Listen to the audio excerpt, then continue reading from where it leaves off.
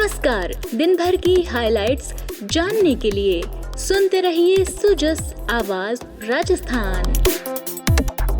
मेधा के साथ आप सुन रहे हैं सुजस पॉडकास्ट में प्रदेश की खास खबरें। एक नजर आज की सुर्खियों पर। मुख्यमंत्री भजनलाल शर्मा से सिख समाज के प्रतिनिधि मंडल ने की मुलाकात, बजट घोषणाओं के लिए जताया आभार। मुख्यमंत्री ने विभिन्न विकासकर्ताओं के साथ आयोजित बैठक को किया संबोधित, कहा नवीकरणीय ऊर्जा उत्पादन में पंप भंडारण परियोजनाओं का योगदान महत्वपूर्ण। और मुख्यमंत्री के मुख्य आतिथ्य में हरियाली तीज के अवसर पर कल दूदू में होगा 75वां राज्य स्तरीय वन महोत्सव। और अब सुनिए खबरें विस्तार से। मुख्यमंत्री भजनलाल शर्मा ने आज विधानसभा में राजस्थान विधानसभा के पूर्व अध्यक्ष हरिशंकर भावड़ा की जयंती पर पुष्पांजलि अर्पित की और उन्हें स्मरण किया। इसी क्रम में मुख्यमंत्री भजनलाल शर्मा ने आज राजस्थान विधानसभा में विधायक दल की बैठक को संबोधित किया। उपस्थित समस्त सम्मानित विधायक गणों से प्रत्येक प्रदेशवासी की खुशहाली और कल्याण को सुनिश्चित करने के लिए मुख्यमंत्री ने पूर्ण निस्वार्थ भावना से सेवा करने का आह्वान किया। बढ़ते हैं आगे। मुख्यमंत्री का सादुल शहर विधानसभा क्षेत्र के प्रतिनिधि मंडल ने बजट 2024-25 में सिख समुदाय के कल्याण के लिए आभार जताया। मुख्यमंत्री भजनलाल शर्मा ने कहा कि सिख धर्म हमें जीवन में सच्चाई, ईमानदारी और मेहनत को अपनाने की सीख देता है। यह सिद्धांत हमें आत्मनिर्भरता और कर्मठता का महत्व भी समझाता है। उन्होंने कहा कि सिख समुदाय द्वारा गुरुद्वारों में निःशुल्क भोजन सेवा उनके सेवा भाव का उत्कृष्ट उदाहरण है। प्रदेश के विकास में भी सिख समाज का योगदान महत्वपूर्ण है। श्री शर्मा मंगलवार को मुख्यमंत्री निवास पर सिख समाज के संबंधित बजट घोषणाओं के लिए आयोजित धन्यवाद सभा को संबोधित कर रहे थे। मुख्यमंत्री ने कहा कि गुरु नानक देव ने जात पात और भेदभाव के खिलाफ संघर्ष किया और सभी मनुष्यों को एक समान बताया। सिख धर्म में स्त्रियों और पुरुषों के बीच समानता पर भी जोर दिया गया है। मुख्यमंत्री ने कहा कि यह धर्म हमें दूसरों की रक्षा का भी पाठ पढ़ाता है। सिख योद्धाओं की वीरता और बलिदान इतिहास में अनमोल है। मुख्यमंत्री ने कहा कि राज्य सरकार ने प्रदेश के बजट में हर वर्ग और हर क्षेत्र के लिए घोषणाएं की हैं। प्रदेश के धार्मिक स्थलों के विकास के लिए भी इस बजट में प्रावधान किए गए हैं। उन्होंने कहा कि दिल्ली बाईपास स्थित तेग बहादुर साहब गुरुद्वारा, जयपुर और बुड्ढा जोहड़ गुरुद्वारा अनूपगढ़ में श्रद्धालुओं की सुविधा एवं विकास कार्य करवाए जाएंगे।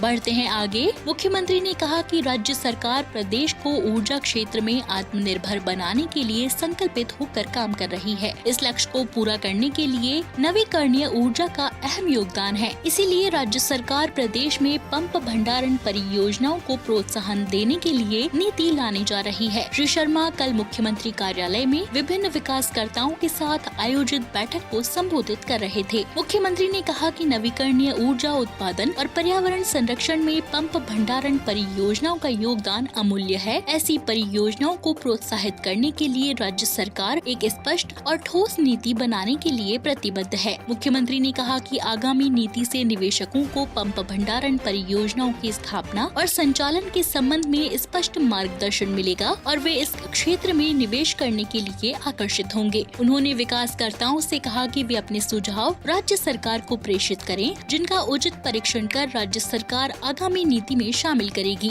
बैठक में राजस्थान अक्षय ऊर्जा निगम के प्रबंध निदेशक नथमल डिडेल ने प्रस्तुतिकरण के माध्यम से पंप भंडारण परियोजना की प्रगति के बारे में मुख्यमंत्री को अवगत कराया। और अब विधानसभा में आज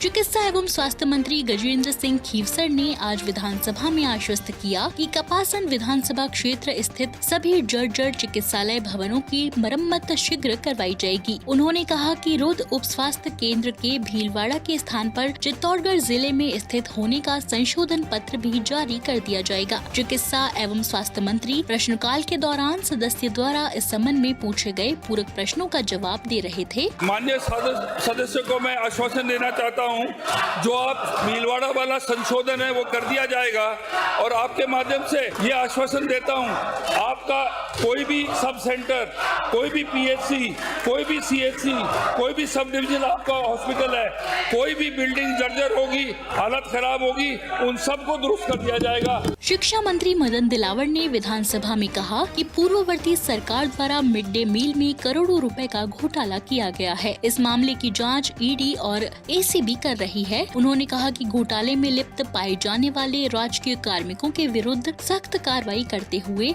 उन्हें निलंबित किया जाएगा। शिक्षा मंत्री प्रश्नकाल के दौरान सदस्य द्वारा इस संबंध में पूछे गए पूरक प्रश्नों का जवाब दे रहे थे। मिड डे मील में बहुत सारी गड़बड़ियां हुई है और इन्होंने कोरोना काल के अंतर्गत बताया गया है कि हमने 9 महीने का इकट्ठा मिड डे मील दे दिया है और जो एक गांव का मैं प्राप्ति रसीद लाया हूँ उसमें नाम किसका दिया किसका है, जब बच्चों को दिया है तो अंगूठा क्यों ले गए हैं?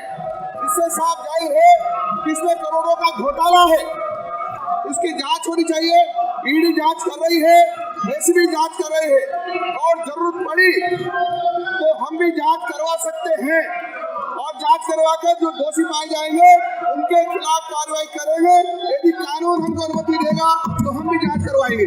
महिला एवं बाल विकास मंत्री दिया कुमारी ने कहा कि आंगनबाड़ी केंद्रों के भवन निर्माण के लिए पंचायती राज, स्थानीय निकाय और राजस्व विभाग से निःशुल्क भूमि आवंटन के लिए लगातार प्रयास किए जा रहे हैं। उन्होंने जानकारी दी कि वर्तमान में 12 जिले में 1010 और झालावाड़ जिले में 532 आंगनबाड़ी केंद्र विद्यालयों, अन्य सरकारी भवनों और किराए के भवनों में संचालित किए जा रहे हैं। उन्होंने बताया कि 12 और झालावाड़ जिले में स्वीकृत कुल 3145 आंगनबाड़ी केंद्रों में से 3143 केंद्र संचालित हैं। इन केंद्रों पर पंजीकृत 1,80,477 बच्चों को लाभ मिल रहा है। इससे पहले प्रश्नकाल में विधायक कंवरलाल के मूल प्रश्न में लिखित जवाब में महिला एवं बाल विकास मंत्री ने बताया कि 12 जिले के संचालित कुल 1,630 आंगनबाड़ी केंद्रों में से 620 आंगनबाड़ी केंद्र और झालावाड़ जिले में संचालित 1,513 आंगनबाड़ी केंद्रों में से 981 आंगनबाड़ी केंद्र विभागीय भवनों में संचालित किए जा रहे हैं।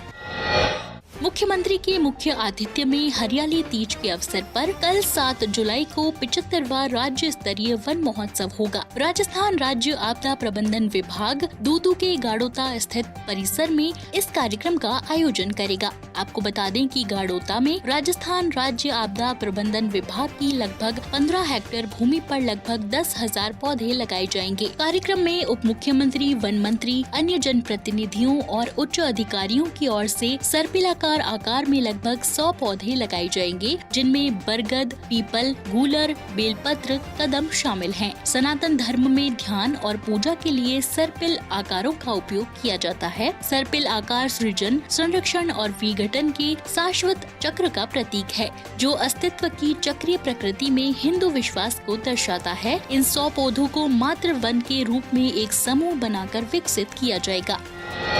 शिक्षा एवं पंचायती राज मंत्री मदन दिलावर ने आह्वान किया कि 7 अगस्त को हरियाली तीज के अवसर पर प्रदेशवासी वृक्षारोपण कर मरु प्रदेश को हरित प्रदेश बनाने में अपना योगदान दे। श्री दिलावर ने बताया कि हरियाली तीज को प्रदेश में मुख्यमंत्री वृक्षारोपण महाअभियान के अंतर्गत अमृत पर्यावरण महोत्सव, एक पेड़ देश के नाम हरियालो राजस्थान, एक पेड़ माँ के नाम अभियान आयोजित किया गया है, जिसमें शिक्षा विभाग के कर्मचारी, अधिकारी, शिक्षक और छात्र छात्राएं मिलकर वृक्षारोपण करेंगे। पौधे लगाने के बाद सभी को पौधों की फोटो जियो टैगिंग के साथ ऐप पर अपलोड करनी है। सभी पौधों की ऑनलाइन मॉनिटरिंग भी की जाएगी। उन्होंने बताया कि वृक्ष प्रेमियों को ऐप के माध्यम से प्रशस्ति पत्र भी दिए जाएंगे।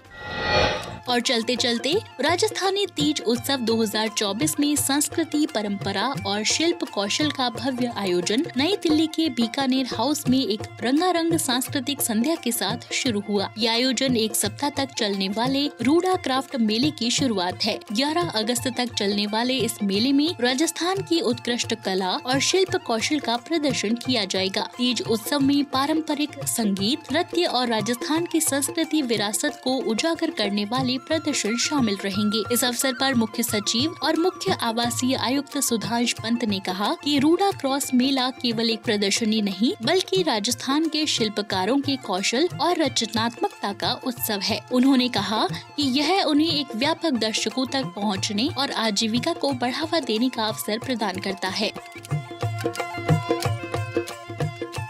तो आज के पॉडकास्ट में इतना ही। मेधा को दीजिए इजाजत, कल फिर होगी आपसे मुलाकात। तब तक के लिए नमस्कार।